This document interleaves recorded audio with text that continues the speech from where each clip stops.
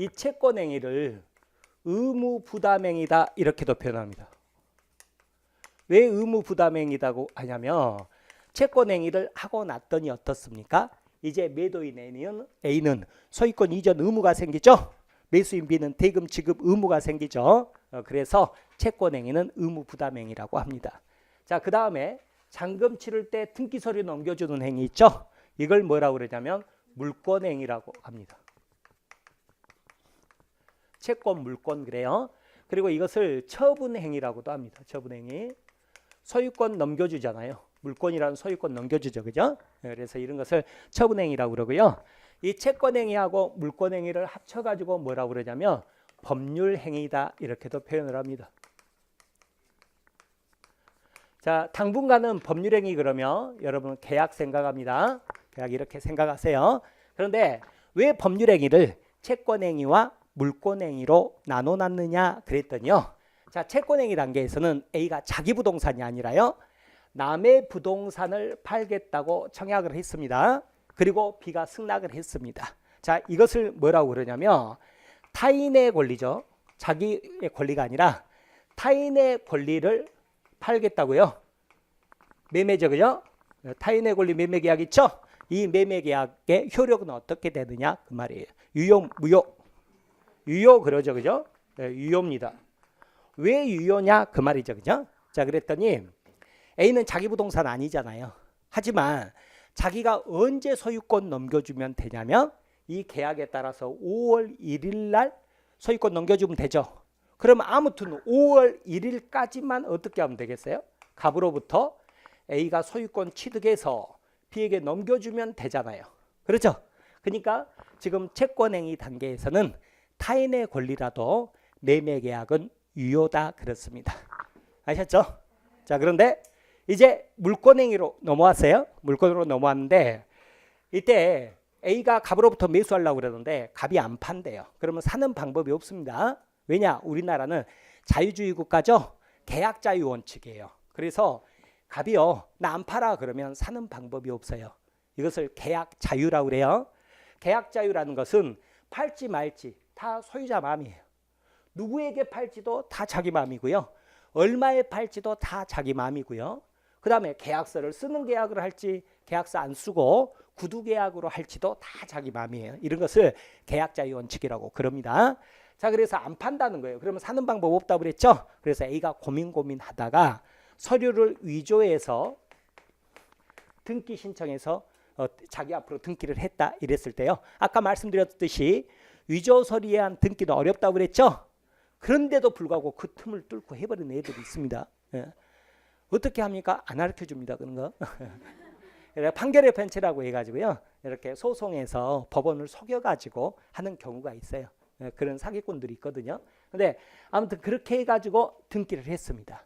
그리고 나서 B에게 소유권 이전 등기 해줬을 때 이 효력이 어떻게 되느냐 이걸 보려고 하는 건데요.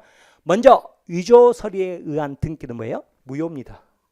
나쁜 놈 보호할 필요 없겠죠. 아무리 등기하면 소유권 취득한다고 그랬지만 실체관계에 부합하지 않기 때문에 위조로 등기한 것은 무효입니다. 다만 문제는 B는 잘못이 없잖아요. B가 소유권을 취득하느냐 이 문제입니다. 소유권 취득에 못해요? 못합니다.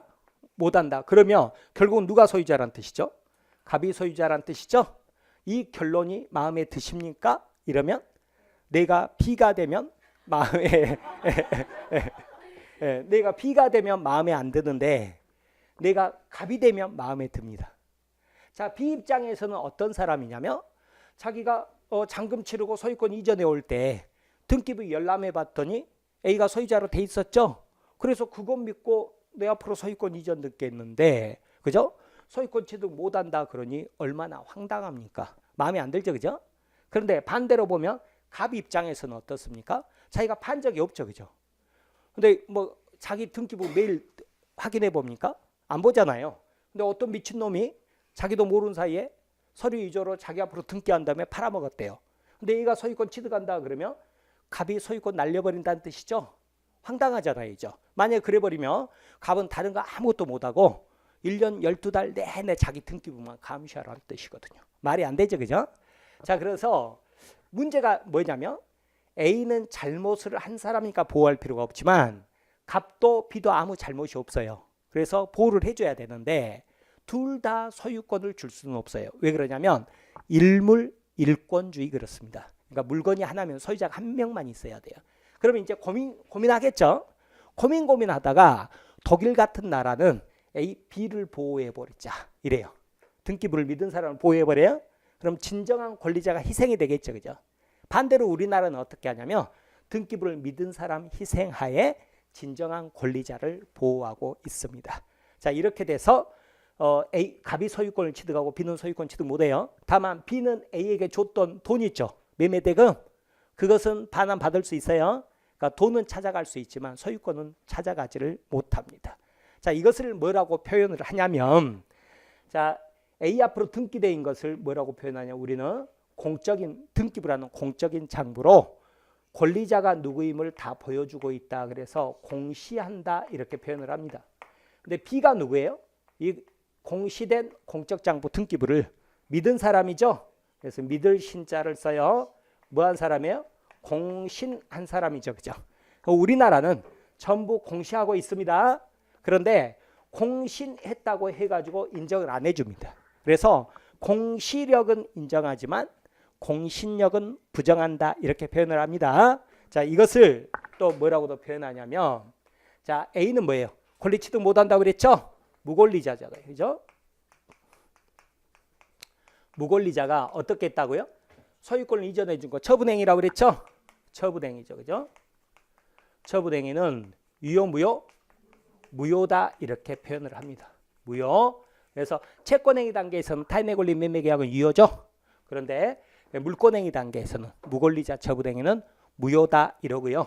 이것을 똑같은 표현으로 뭐라고도 하냐면 공신력은 부정한다 이렇게 표현을 합니다.